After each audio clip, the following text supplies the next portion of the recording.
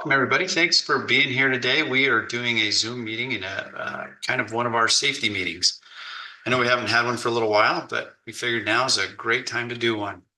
I feel like this year's been really good. It's been busy, and we're excited to keep the year going strong. Um, First of all, thank you for all of you who are doing all you can to be safe and work hard for us as a company and for yourselves. Just kind of wanted to go over a few things today, and also to introduce Justin. We have Justin Jensen with us now. He has been brought in the office to take care of compliance and safety for us moving forward, and a few other things too. But those are two of his main focuses. And he's comes from a good background, comes from some good skills, and we're excited to have him with us. We will kind of follow a little bit of an outline here, and maybe we'll discuss a few things along the way. But I think we'll turn some time over to Justin first, and then we'll go from there. Hi, thanks, Brian. I just got a couple quick items to talk about. Distractive driving, texting and driving. We've all heard it 100 times, don't text and drive. One, it's against the law, and it's against our company policy. Your first offense, if you're caught, is $750 fine, 3 months in jail. And it doesn't matter if it's your first or second offense, any offense. If you're caught with an injury or a death, it's a wrap. You know, you're 10 grand and 15 years in prison. To me, it's not worth it. My goal is to come home. I want to see my kids every day. CMV drivers, commercial motor vehicle operators, you could get disqualified, not just for a couple of years, but, through the Department of Transportation for, permanent, and receive a $2,750 fine, and the company could also receive an $11,000 fine. I work hard for my money, and there's other places I'd like to spend it. So, as a company, what can we do? What can we do to help you? A couple ideas we've thought of, phone mounts, mount the phone up, high enough where you're not looking down, that less time off the road, less eye time off the road. Turn off your notifications, while you're driving, just turn them off. I'm not saying turn your phone off, but let's just try turning off notifications. Maybe use auto response. You can come in, talk to Skylar and I, and even Brian could possibly help with your auto responses on how to set that up on your phone if you don't understand how to do it. And also use the talk to text feature with the Bluetooth. It's on most phones. It's hands-free.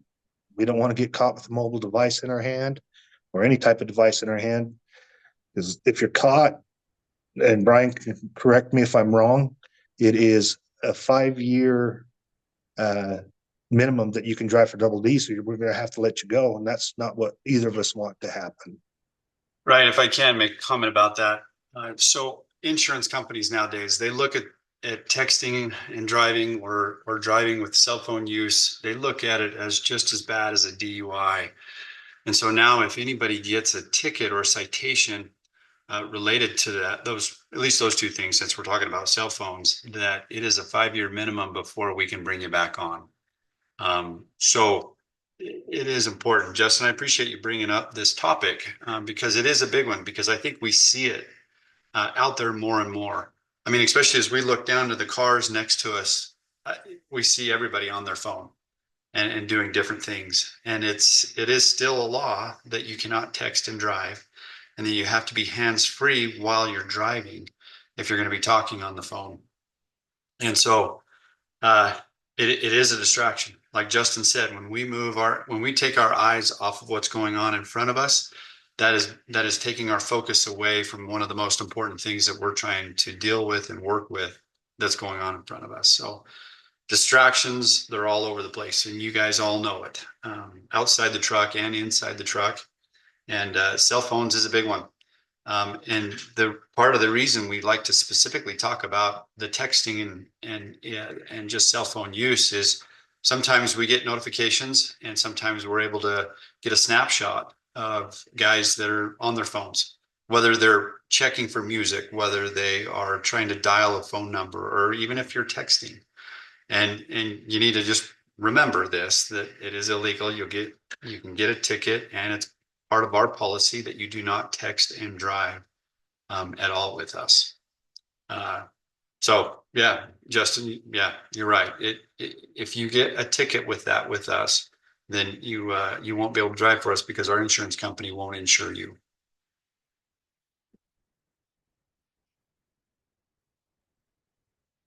Thanks, Brian, for clarifying that.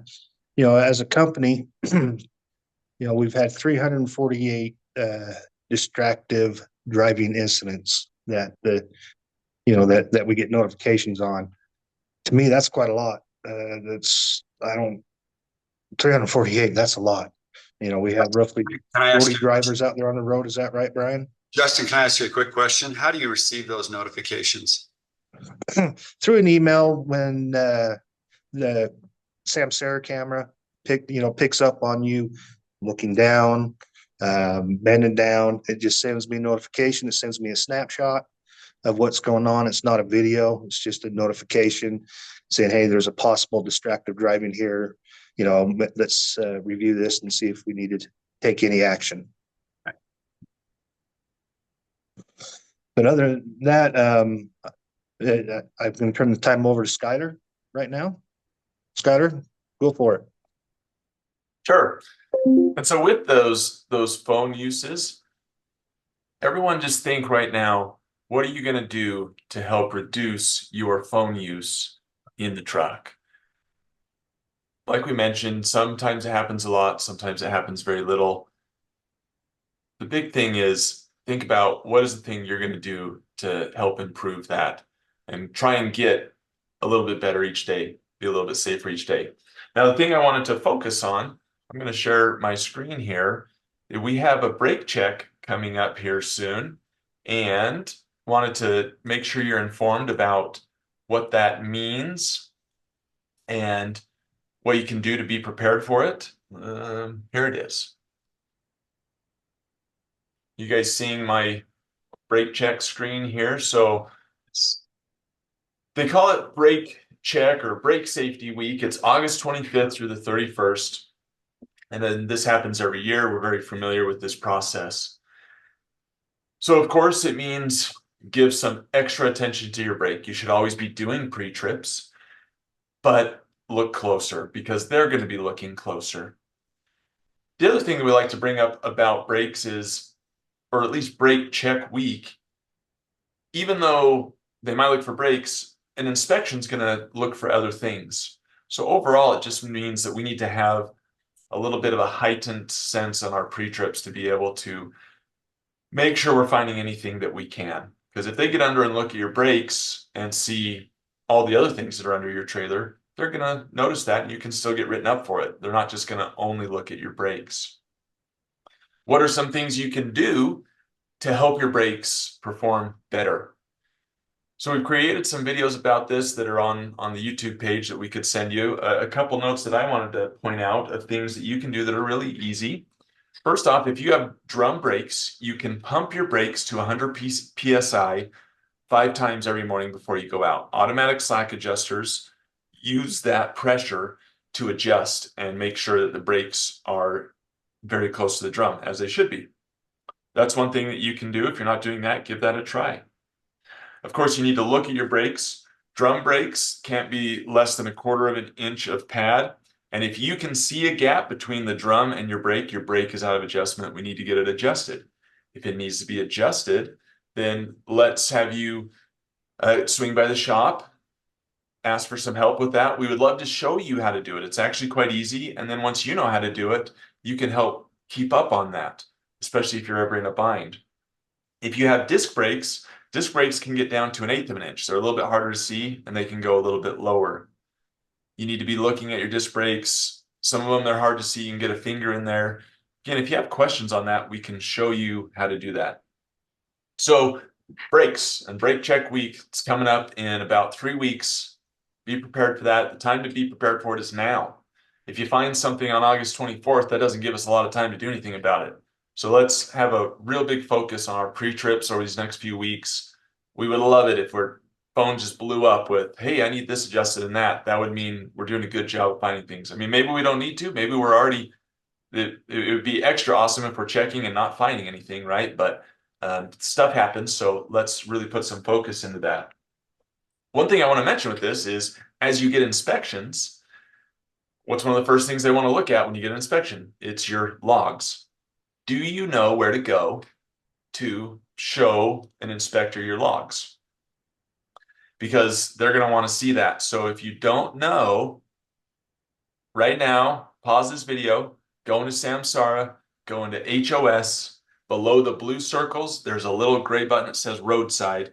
Go into roadside. That's how you get to your logs for an inspection. And you use the transfer button to send it to the officer. Real easy, real quick and simple. Go ahead and give that a try right now if you're not familiar with it, so you're prepared in case that happens. Brake check week. Be prepared. I'll pass it back to Justin. Hey, I have a quick question, Skylar.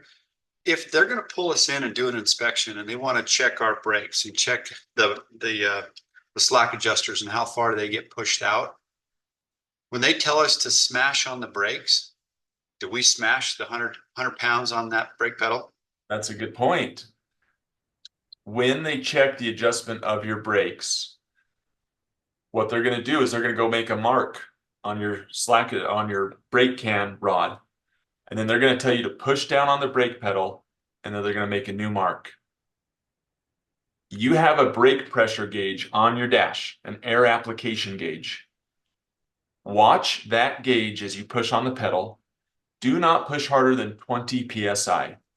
So you're going to be pushing on that pedal, and you're going to look at that gauge, and you're just going to focus in on it. And right about 20 PSI, you're going to hold your foot steady right there as they go make those adjustments. The reason for that, the reason Brian brings this up, the harder you push, the harder that rod goes out. The further that rod goes out, the more out of adjustment your brakes can appear. But in reality, when you're stopping on the road, you never push your brakes down to 100 PSI. You usually push them down to about 10 to 20.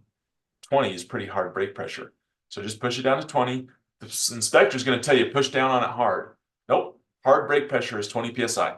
So we have gotten violations for that, and it's so silly. The brakes are in adjustment, but you can push so hard that you can make it look like they're out of adjustment. So don't get crazy with it.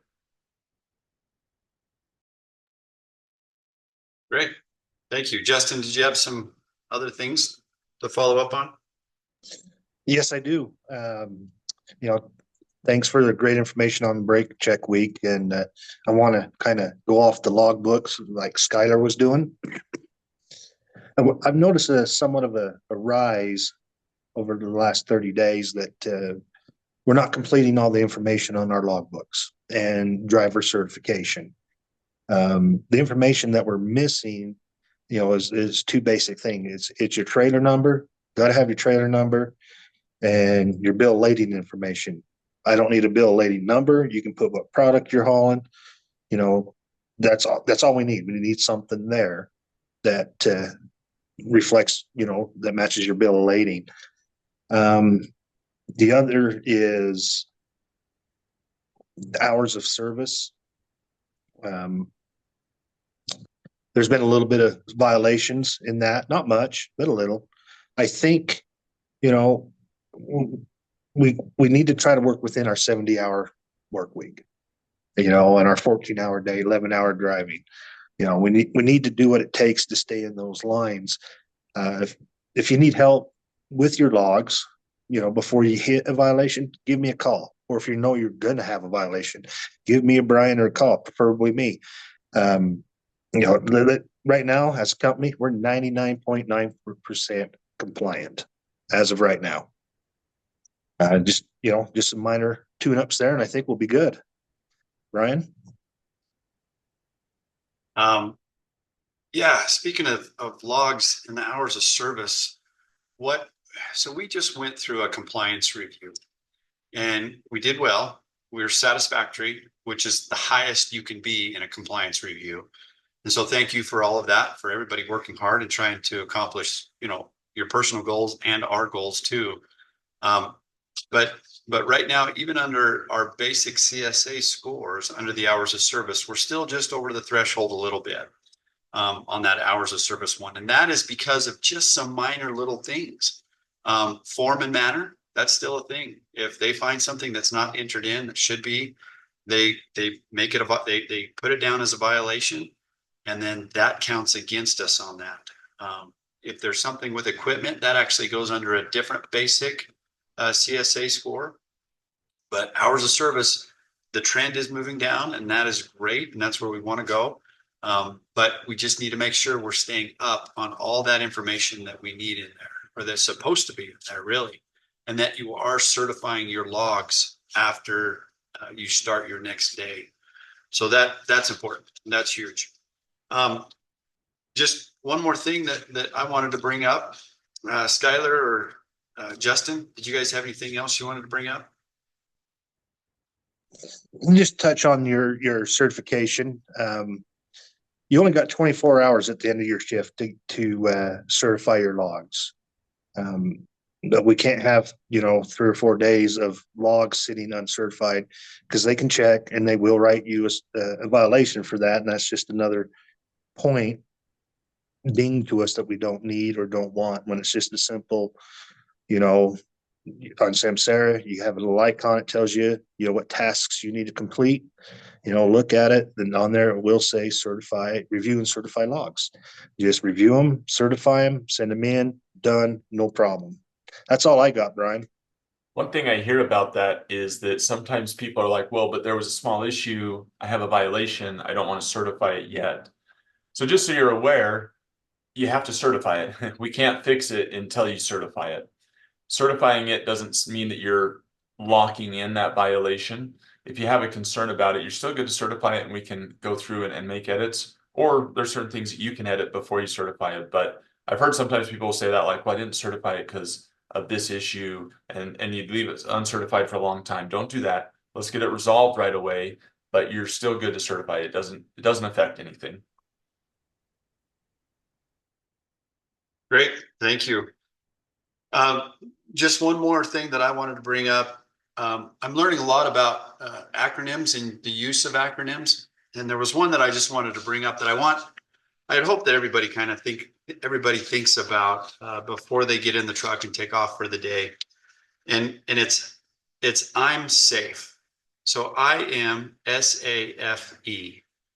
And so if you look at those and think about I'm safe, what does that mean?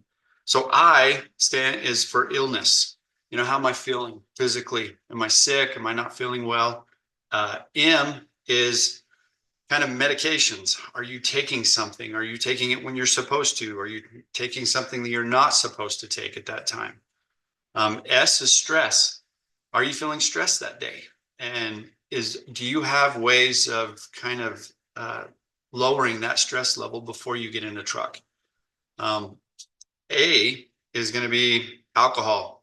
When was the last time you had a drink? Has it been long enough before you're allowed to get into a CMV vehicle or a CM vehicle so that you can start driving? Are you still under the influence? Are you hungover? Hungover is still under the influence. And so you need to be aware of that and know that it's not the time to drive yet. F is fatigue.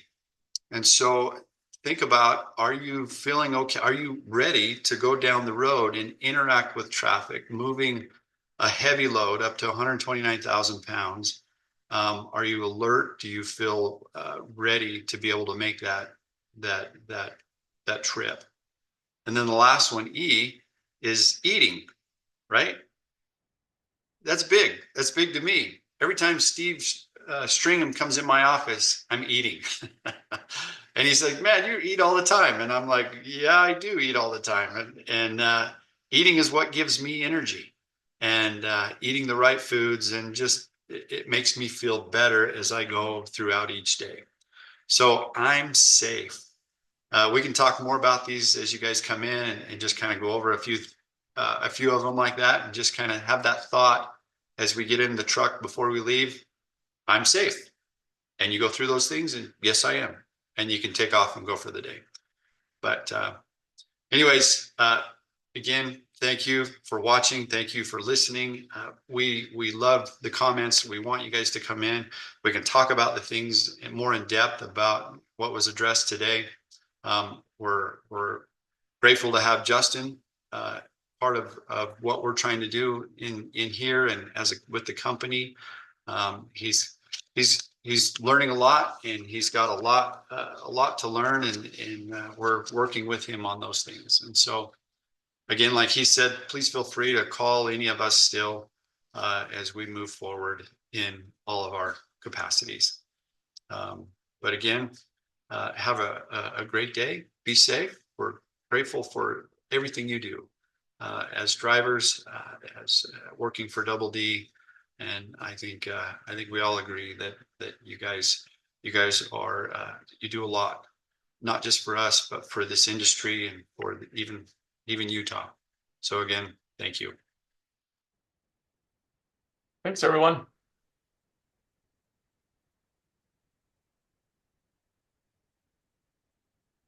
There we go. Well, I hope you found this video really helpful. If you want to, click right down in here. This is the subscribe button. That'll give you more of our helpful videos. And then after that, come over here and click here for more of our videos. Remember, truck drivers are American heroes. Let's make truck drivers great again and keep on.